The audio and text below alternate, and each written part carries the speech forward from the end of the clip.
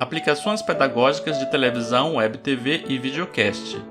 Glauber Santiago, Camila Dias de Oliveira. Unidade 1. Introdução. Saudações! Antes de mais nada, vamos apresentar alguns exemplos práticos de canais de televisão, web TV e videocast. Vide o quadro a seguir e navegue pelos links disponibilizados. O quadro 1 apresenta exemplos de canais em cada categoria. Como exemplos de televisão, nós temos Canal do Boi, SBT, Gazeta, Record, Globo, Animal Planet, TV Brasil, Discovery Channel e CNN em espanhol e Disney Channel. Como exemplos de Web TV, nós temos Netflix, Redentor Web TV, Apple TV, Prime Video, Web TV Brasileira, TV Brasil Web TV, Vem e VTV. E como exemplo de videocast nós temos Brincando com Ideias, VOA Learning English, Notes and Votes, Por Vir Educação, Confraria Café Brasil, Nerdcast. Ao explorarmos cada um dos links fornecidos anteriormente no quadro, podemos perceber que o videocast parece mais com uma lista de reprodução de vídeos, playlist, do que com um canal de televisão, diferentemente da web TV. Pode-se observar ainda que há canais de televisão que também veiculam seu conteúdo pela internet, por isso são também web TVs, e mesmo sob forma de videocasts. Existem web TVs que são canais do YouTube, e outras não, pois possuem uma plataforma própria.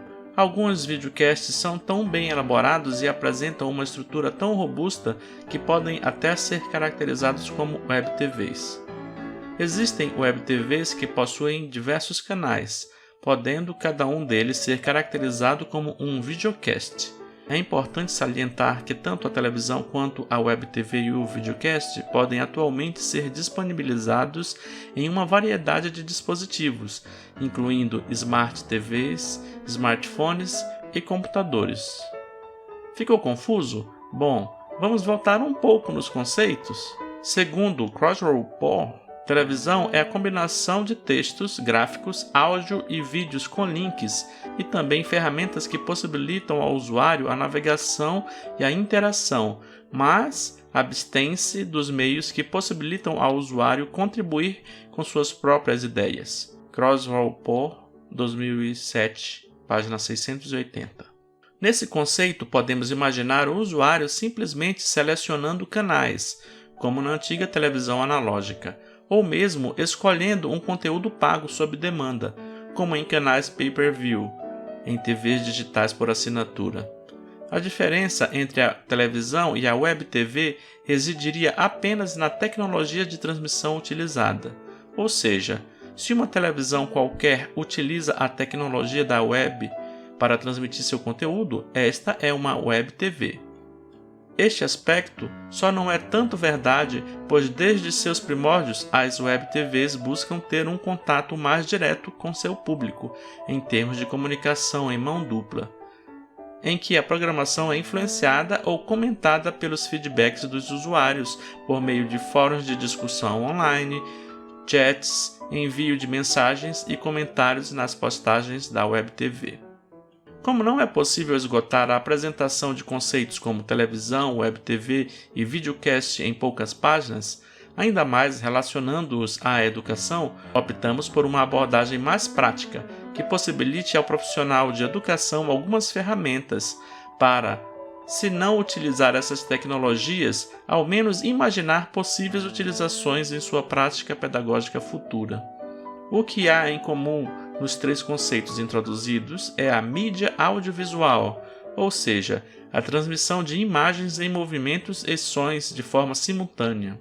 Outro aspecto é que a televisão e a web TV são termos conceitualmente próximos, enquanto videocast é um pouco mais específico.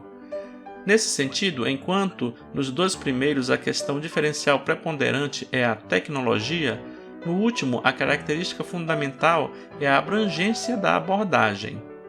Em termos simplistas de comparação, a televisão e a web TV seria uma biblioteca completa, enquanto um videocast apenas uma estante de livros. Assim, para a TV, devemos pensar em um negócio ou empreendimento completo, envolvendo estratégias de vendas, modelo de negócios e variedade de conteúdos. Já um videocast pode se conformar em apenas produzir regularmente uma quantidade de conteúdos específicos e divulgá-los como postagens em uma playlist. Sobre a terminologia videocast, podemos iniciar dizendo que é pouco clara. A bem da verdade, imagina-se que o termo foi um desenvolvimento de podcast. O que causa confusão é que geralmente se associa a ideia de podcast a algo como um blog ou um site, no qual conteúdos de áudio, programas de áudio, como em uma rádio, são disponibilizados. Nesse sentido, o videocast seria uma adaptação de áudio para vídeo, ou seja, um podcast com vídeo e não com áudio. Porém, o correto é que o termo podcast se aplica indistintamente para conteúdos de áudio e para conteúdos de vídeo. Assim, o termo videocast seria apenas algo coloquial, imanente de uso indiscriminado na internet. Interessante é a origem do termo podcast, que, segundo Green, 2015, vem da junção dos termos iPod e broadcast. Um termo correlato a podcast é webcasting, que, segundo Mello e Mello 2010, se refere ao uso da internet para a difusão de informação, broadcasting, semelhante à forma como é difundida a informação pelo sistema de rádio comercial e TV. Mello 2010, página 112. Após esta rápida pincelada sobre esses termos, podemos indicar o seguinte quadro com características de cada um deles. Quadro 2. Características simplificadas de cada termo. Televisão. Veiculação de material audiovisual com estrutura robusta, que cria conteúdo e possui maior autonomia em termos de estrutura de negócios e organização. Utiliza sistemas de radiodifusão ou a cabo, excluindo o uso da web. Web TV. Veiculação de material audiovisual com infraestrutura robusta, que cria conteúdo e possui maior autonomia em termos de estrutura de negócios e organização. Utiliza a web para a difusão de seu conteúdo. Videocast. Veiculação de material audiovisual de dimensões e complexidade mais modestas que a web TV em termos de modelo de negócios e produção-postagem do material. Geralmente se trata de um site com uma playlist no qual o usuário pode se inscrever para receber notificações de novas postagens. Também, em determinados casos, pode utilizar a tecnologia RSS para a divulgação das postagens. 1.1 Televisão educativa. Segundo Loebler, em 2017, temos o seguinte histórico geral que culminou na televisão. Vídeo quadro 3. Quadro 3. Cronologia para a televisão. 1817, descoberta da influência da luz no elemento selênio por Jacob Berzelius. 1838, surgimento da ideia do telégrafo, transmissão de informação por fios, por Samuel Morse. 1873, utilização do selênio e sua interação com a luz para aprimorar o telégrafo, por Joseph May. 1879, aprimoramento da lâmpada elétrica, por Thomas Edison e outros. 1880, criação do projetor de imagens, por Maurice Leblanc. 1884, criação de um transmissor mecânico, por Paul Nipkow.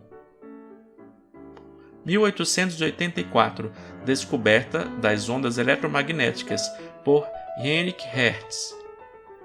1901, transmissão de ondas eletromagnéticas por rádio, por Guglielmo Marconi. 1901, pesquisas sobre tubos de imagem, por Boris Rosen. 1920, criação de um disco perfurado que captava e transmitia imagens, por Charles Jenkins. e, de forma autônoma, também por John Lockwood Baird. 1923, criação do iconoscópio, por Vladimir Zworykin. 1931, a NBC instala antenas para transmissão de TV em Nova York. 1936, construção de uma antena de transmissão de TV na Torre Eiffel. 1936, BBC transmite a coroação do rei Jorge VI. 1939, NBC transmite inauguração da Feira Mundial em Nova York. 1950, é inaugurada a TV Tupi em São Paulo.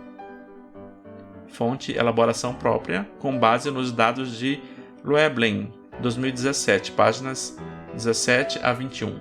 Depois do surgimento da TV, diversos aprimoramentos foram realizados, incluindo o advento do videotape, da TV colorida, da TV a cabo, da TV digital, da HDTV e da Web TV. No que concerne ao uso educacional da TV no Brasil, apresentamos algumas informações, segundo Montanaro, 2013, páginas 27 a 28. Nos anos de 1930, foi criado o INCE, Instituto Nacional de Cinema Educativo, entidade pública financiada pelo governo federal, tendo como seu maior realizador o renomado cineasta brasileiro Humberto Mauro. Nada menos que 257 filmes foram produzidos pelo Instituto, que contava ainda com mais de 300 filmes produzidos no exterior em seu acervo, todos eles bastante exibidos com fins educativos, ainda que sua distribuição se resumisse às escolas cariocas e poucas outras espalhadas pelo país. Em 1960, cria-se no Brasil o SRAV, Serviço de Recursos Audiovisuais, com o intuito de produção e difusão de filmes educativos. Esta iniciativa atingiu um certo sucesso em suas metas, funcionando como um centro para tradução, adaptação e dublagem de alguns dos melhores filmes educativos estrangeiros, com os mais diversos assuntos, tais como geografia, física, ciências, química, história, etc. A expansão da televisão no país na década de 1970 foi de grande impacto para todas as iniciativas acerca do cinema educativo no país. Ao mesmo tempo, a televisão educativa se tornou um dos maiores instrumentos de difusão de filmes educativos, alguns dos quais produzidos no Brasil pelas instituições citadas anteriormente. Não somente para exibição, houve também investimento na produção de filmes educativos pelas emissoras de TV.